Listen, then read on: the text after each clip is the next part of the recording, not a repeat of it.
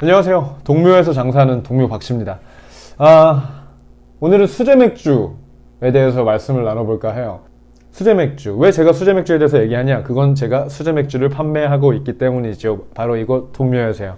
수제 맥주라는 단어는 많은 분들이 익숙하실 거예요. 이제는 들어보신 분들이 많을 거라고 생각해요. 하지만 아직 접해보시지 못한 분들이 훨씬 더 많은 것 같더라고요. 선호하시지 않은 분들은 훨씬 더 많고, 굳이 구매해 드시지 않으신 분들은 훨씬 더 많습니다. 아직도. 아무튼 두 가지 관점에서 말씀드릴 거예요. 상편에서는 소비자, 하편에서는 저 같은 판매자, 업자, 자영업자의 관점에서 좀 말씀을 드리려고 합니다.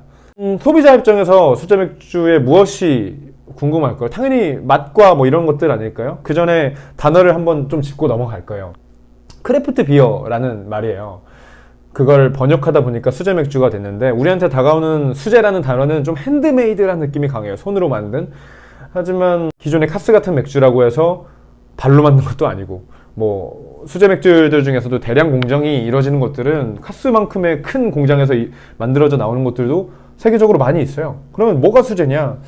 정확히는 크래프트란 단어가 어떤 수공예에 정성을 들인 뭐 이런 단어인데, 요거를 번역하다 보니까 수제 외에는 별다른 대체어가 없었던 거죠. 지금 생각하라고 해도 다른 대안이 떠오르진 않아요. 아무튼 좀 정성 들인 수공예라고 했으니까 뭐가 다르긴 다를 텐데, 정의는 국가나 단체마다 혹은 또 개인마다 좀 다르게 적용하는 경우들이 있어요. 근데 시음자 관점에서 좀 다르고 특이하고 개성 있는 맥주구나 라고 받아들이는 게 러프하지만 제일 좋은 구분 방법 아닐까, 저는 그렇게 생각합니다. 어떤 카스가 기존의 상업 장르 영화라면 수제 맥주는 약간 독립 예술 영화 같은 느낌으로 이해하시면 좀 편할 것 같아요.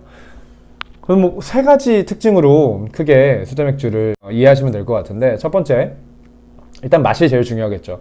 맛적인 면에 있어서 특히 한국 맥주 같은 경우에는 조금 싱겁다, 좀 너무 플랫하다, 재미없다, 뭐 여러 가지 뭐 비판적인 어휘들이 많이 한국 맥주를 설명하는데 사용되고 있는데, 개인적으로 저는 좋아합니다. 뭐 아무튼 수제 맥주 같은 경우에는 기존 발생 자체가 조금 대규모적으로 나오는 뻔한 일반적인 라거 맥주에 대한 반발심에서 나온 경향성이 있기 때문에 좀 제작자의 아이덴티티, 제작자의 크리에이티브한 어떤 성향이 반영되는 것을 굉장히 중요시 여기고, 그게 굉장히 키포인트인 것 같아요.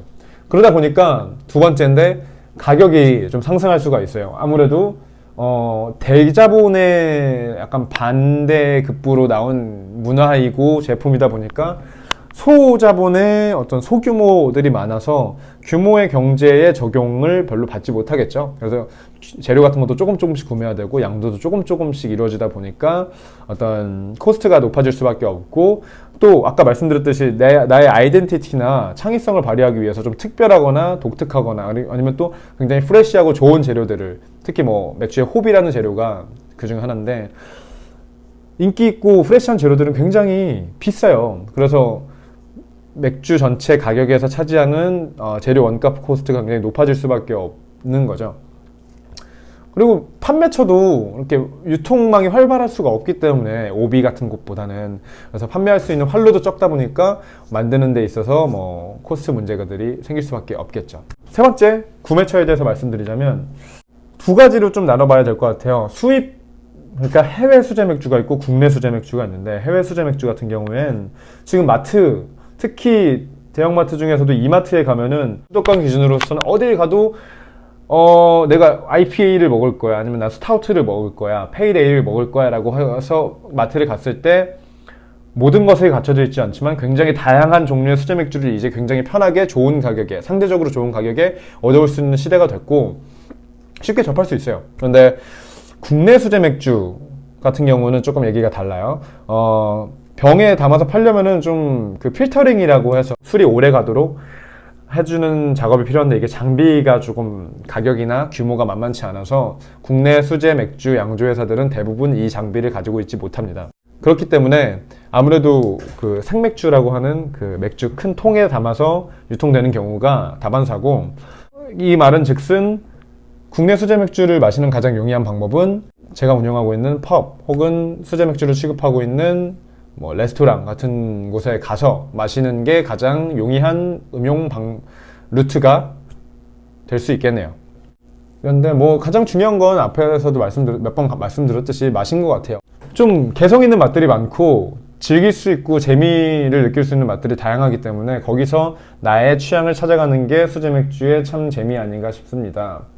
다만 뭐 이런 좀 처음 수제 맥주를 접하는 분들한테는 에일류들을 접하는 분들에게는 이런 향이나 풍미들이라고 하는 것들이 굉장히 좀 거부감 있고 별로로 다가올 수 있죠. 그러면은 제가 장점으로 말한 수제 맥주의 맛과 개성은 고스란히 단점이 되기는 하겠지만, 제가 장담 드릴 수 있는 거는 만약에 수제 맥주를 꾸준히 좀 여러 가지를 접해 보신다면 이거는 나한테 맞는다, 이거 괜찮은데? 뭐 혹은 또 더 나간다면 이거 신세계인데 하는 맥주 종류들이 분명히 저는 있을 거라 생각해요.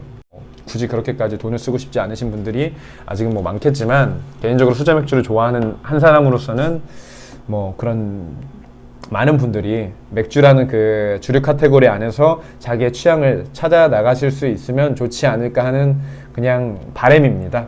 제가 장사를 하고 있는 이유 중에 하나이기도 하고요. 뭐 아무튼 여기까지 소비자 입장에서 바라본 수제 맥주란 무엇인가였고, 이 다음 편에서는 수제 맥주를 취급하는 업자분들의 관점에서 팁까지는 아닌데 뭐 수제 맥주에 대한 얘기들을 조금 해볼까 합니다.